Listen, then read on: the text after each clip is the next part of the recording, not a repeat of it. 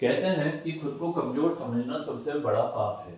जो आदमी अपने आप को कमजोर समझता है वो समझ लिए उसने 90% सामने वाले की तो समस्या सॉल्व कर दी। अब वो उसके हिसाब पे नाचना स्टार्ट कर देता है। ठीक है। तो होता ही है, जब भी कोई किसी से काम निकलवाना चाहता है तो वो उसे किसी ना किसी बहाने उसे वीक प्रूफ करने की कोशिश करता है। अब ये आपके ऊपर है, आप उसे अपनी वीकनेस में ले जाएं या स्ट्रेंथ में ले जाएं। अगर आप उसे अपनी वीकनेस पे महसूस करने लग जाएंगे तो सामने वाले का काम स्टार्ट हो जाता है। ठीक है। तो कभी भी किसी भी परिस्थिति में कभी भी अपने आप को कमजोर मत समझिए।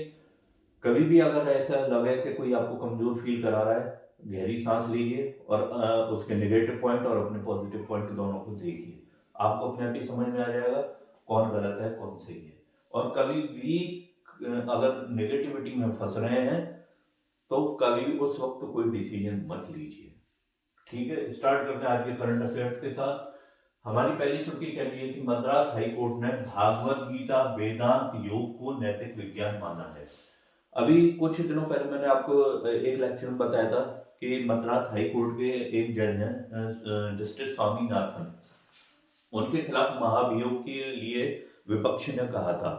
तो उन्होंने एक डिसीजन दिया है। उन्होंने कहा है कि ये भागवत गीता वेदांत योग ये जो है आपके धार्मिक ग्रंथ नहीं है। ये धार्मिक ग्रंथ नहीं है बल्कि ये नैतिक विज्ञान है। नैतिक विज्ञान है। इन्हें ये तीनों चीजें भागवत गीता वेदांत योग ये लोगों को बताती है कि उन्हें कैसे जीना चाहिए, उनके मॉरल एस्पेक्ट क्या होने चाहिए और लाइफ को कैसे रहना चाहिए। और योग योग तो पूरी तरह आपको बॉडी को फ्लेक्सिबल बनाने के लिए और आपको निरोग और स्ट्रेस फ्री लाइफ जीने के लिए योग की परिकल्पना की गई है। ठीक है, आपने ये याद रखना है।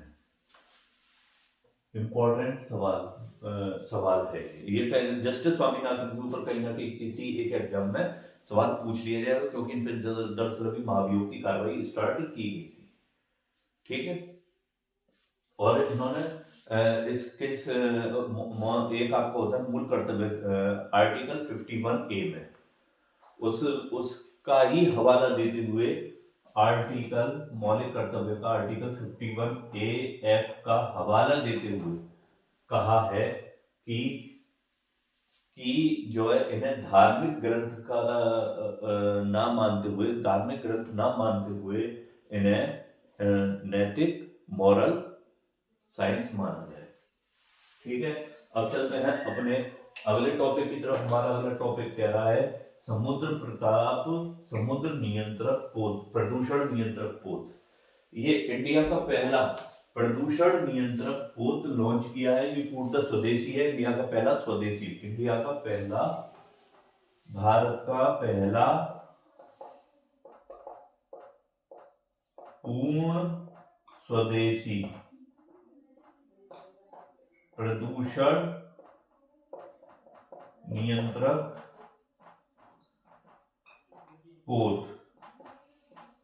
है, ये समुद्र प्रताप। ठीक है। ये जनरली क्या करेगा, आपके समुद्र में जितना भी तेल रिसाव हो रहा होगा या जिसके कारण समुद्र में जितनी भी प्रदूषण की चीजें क्रिएट होती हैं उनका पता लगाएगा और उन्हें संश्लेषित करेगा। और ये इस वजह से इंपॉर्टेंट है क्योंकि ये भारत का पहला स्वदेशी पोत है, प्रदूषण नियंत्रक पोत। ठीक है, आपने ये याद रखना है। मोस्ट इंपॉर्टेंट आ जाता है क्योंकि इस टाइप के सवाल जनरली पूछ लिए जाते हैं कि भारत में कब क्या बना है। अब जनरली होता क्या है कि कुछ चीजों में आपको इंटरेस्ट क्रिएट करना पड़ेगा। जितना आप इंटरेस्ट क्रिएट करेंगे चीजों के प्रति उतना ही आप जागरूक होंगे, उतना ही आप अवेयर होंगे, उतना ही आप उस चीज में आगे बढ़ने की कोशिश करेंगे। ठीक है। अब जैसे अब ये आ गया फिर से एक डेट वाला सवाल है। हमारा डेट वाला सवाल क्या कह रहा है कि 24 दिसंबर को आपका साइबर अपराध दिवस मनाया जाता है। ठीक है। और 24 दिसंबर को मैंने एक डे और बताया था, राष्ट्रीय उपभोक्ता दिवस।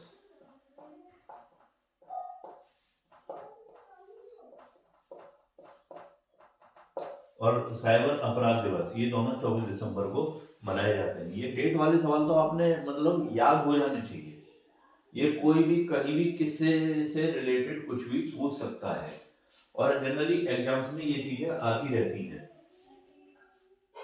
ठीक है, आपने ये चीज याद रखनी है। अब हमारी अगली सुर्खी कह रही है कि भारत की पहली मेगावाट स्केल हाइड्रोकाइनेटिक परियोजना पंजाब में लॉन्च हुई है।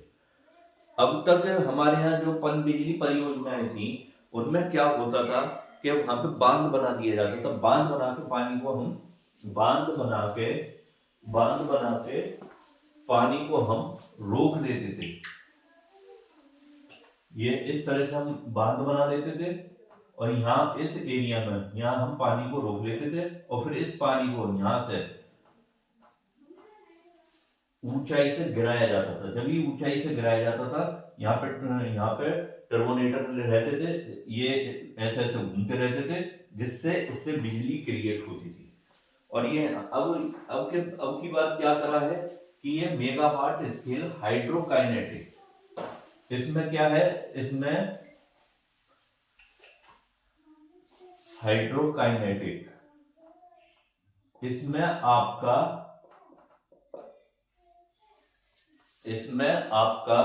जो चलता पानी जो स्पीड से बह रहा है, बीच में ही इसमें 4 टर्बोनेटर लगेंगे, और इसकी जो बहने की ऊर्जा है, मतलब गतिज ऊर्जा है, बहने की ऊर्जा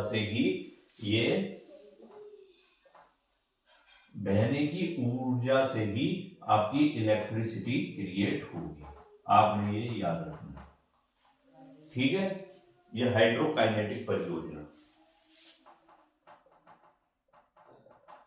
ये फर्स्ट है, ये इंडिया की फर्स्ट है, और पहली बार ये पंजाब में लॉन्च की गई है, और इस वजह से ये सवाल भी इंपॉर्टेंट हो जाता है। ये आने वाले किसी न किसी एग्जाम में आपको पूछने को मिल जाएगा। ठीक है, अब चलते हैं अपने अगले टॉपिक की तरफ। हमारा अगला टॉपिक क्या है कि खेलो इंडिया ट्राइबल गेम्स 2026 फरवरी 2026 में लॉन्च किए जाएंगे। ये भारत का पहला ऐसा टूर्नामेंट है जो कि ट्राइबल्स के लिए है, आदिवासी जनजातियों के लिए। आदिवासी जनजातियों को एक साथ लाने, उनके बीच सांस्कृतिक समझौते को आगे बढ़ाने के लिए ये गेम लॉन्च किया जा रहा है,